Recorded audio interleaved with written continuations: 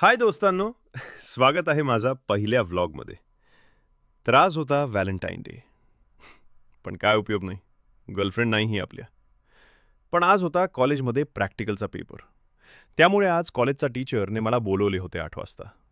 पण माझी झोप झाली 8 वाजता. मग मी निघालो कॉलेजसाठी. मग कॉलेजला पोहोचलो 8:30 वाजणे.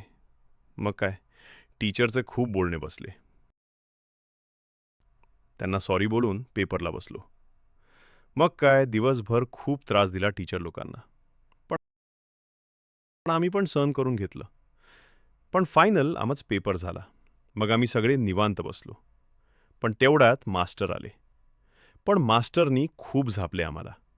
मग कायम गप्प शिव्या खाल्ल्या. मग फिरवली, पेपर मास्टरकडे दिला आणि घरी निघालो. तर सबस्क्राईब करा. ती परत मॅडमकडे गेली, उत्तर देण्यासाठी गेली. मग तीच झाऱ्यास आला निखिल.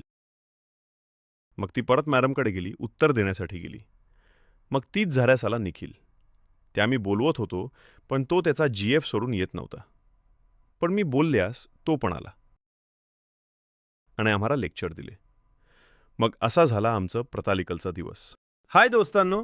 स्वागत आहे माझा पहिल्या व्लॉगमध्ये. तर आज होता व्हॅलेंटाईन डे. पण काय उपयोग नाही, गर्लफ्रेंड नाहीही आपल्या. पण आज होता कॉलेजमध्ये प्रॅक्टिकलचा पेपर.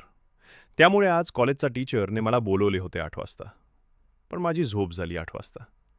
मग मी निघालो कॉलेजसाठी. मग कॉलेजला पोहोचलो 8:30 वाजणे. मग काय, टीचरचे खूप बोलणे बसले. त्यांना सॉरी बोलून पेपरला बसलो. मग काय, दिवसभर खूप त्रास दिला टीचर लोकांना. पण आम्ही पण सहन करून घेतलं. पण फायनल आमच पेपर झाला. मग आम्ही सगळे निवांत बसलो. पण तेवढ्यात मास्टर आले. पण मास्टरनी खूप झापले आम्हाला. मग कायम गप्प शिव्या खाल्ल्या.